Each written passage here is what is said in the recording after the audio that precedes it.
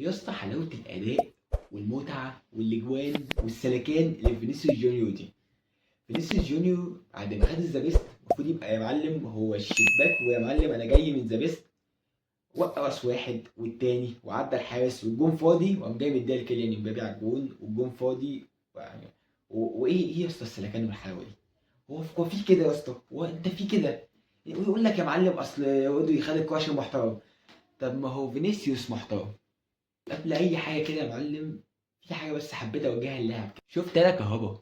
شفت يا كهربا الكوره بتتحط ازاي؟ نفس الماتش قدام نفس الفريق قدام كل حاجه يا معلم، متواحده كده ونفس الحاجه. بص الكوره بتتحط ازاي؟ رقص واحد واتنين وعدى الحارس وقام جاي مبصيها. كان ممكن يحطها بس فينيسيوس كان روح طيبه شويه. كأنه ده جمع ماتش باتشوكا وريال مدريد، بسلم شمشير ولابس طبعا جديد، انزل ماجد دي ومنتهى ده ويلا بينا نخش.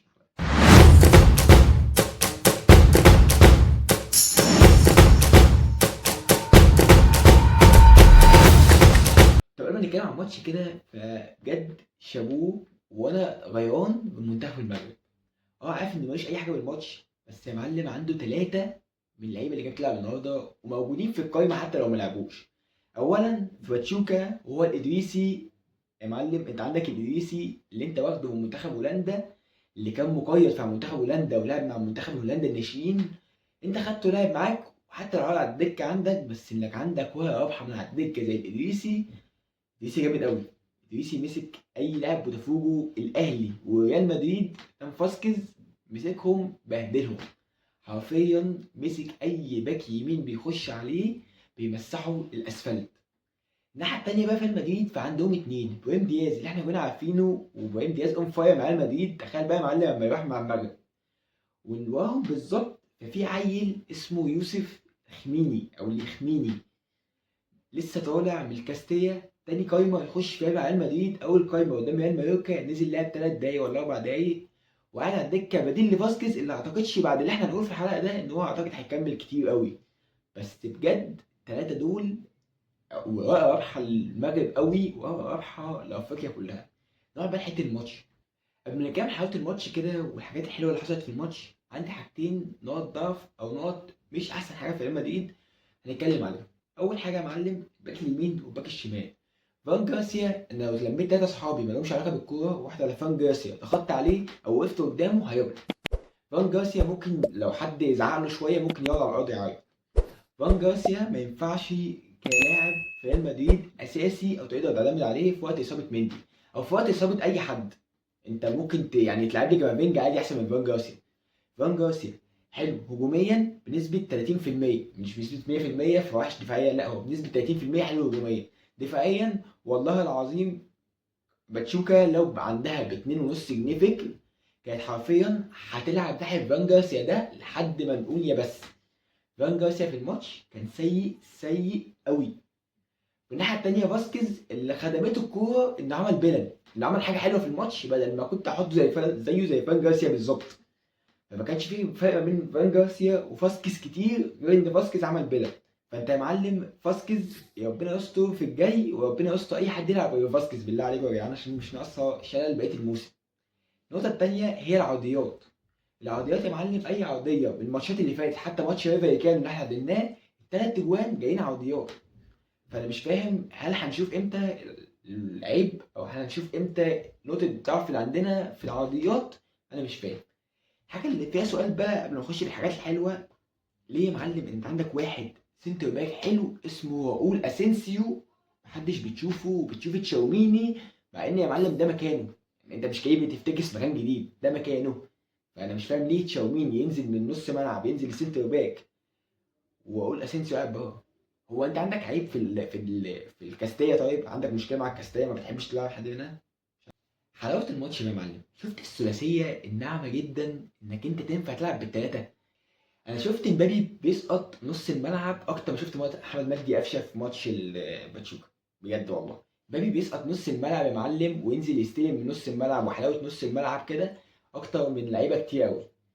بجد والله مبابي كان بينزل نص الملعب عشان يحرك لعب ويحرك فينيسيوس ويلبس الكوره.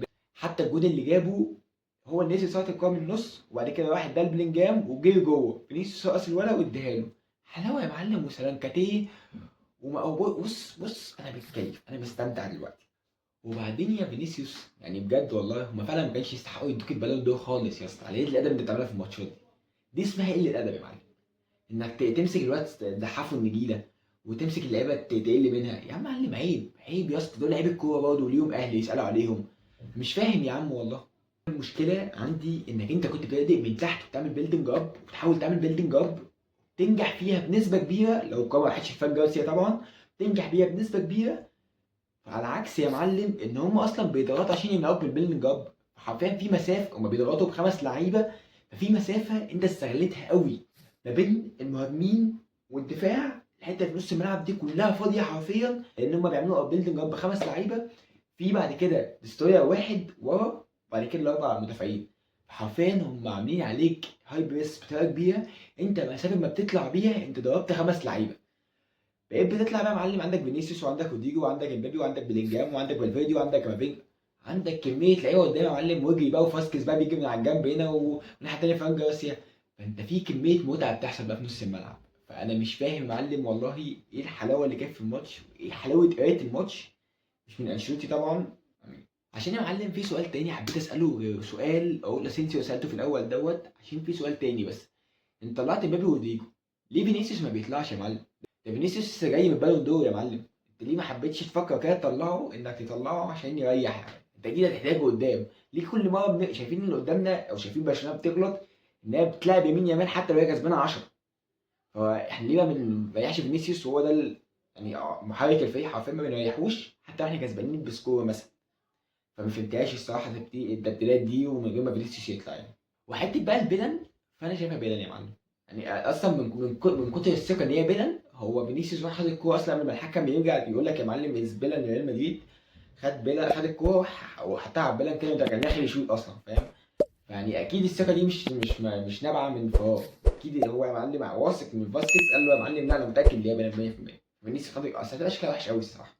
الصراحه يعني عشان يا معلم نيجي حبه الارقام شويه، فعندك امبابي اللي عمل خمس موجات صح، خمس موجات صح برضه يعني، عمل موجات 100% صحيحه وصنع وسجل. نروح تاني حته تانيه لفينيسيوس جونيور، انه جاي ب 14 مساهمه من 12 نهائي لعبه مع ريال مدريد بمختلف البطولات. اخر رقم روديجو اللي عندي ايه؟ ثواني.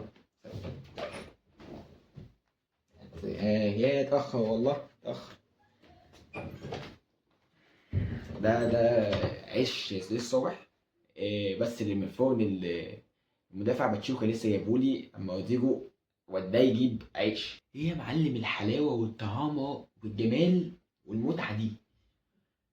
انت ازاي يا اسطى فكرت انك انت داخل وسط اتنين تلاته تمرقصهم، وانت عندك الناحيه التانيه مبابي موجود في الهجمه، وفينيسيوس موجود في الهجمه، وبعد ما رقصت جاي شايط جون فيه متعه رهيبه، وبيثبت لك قد ايه روديجو عنده 1% ان انا ممكن اجي لك يا معلم.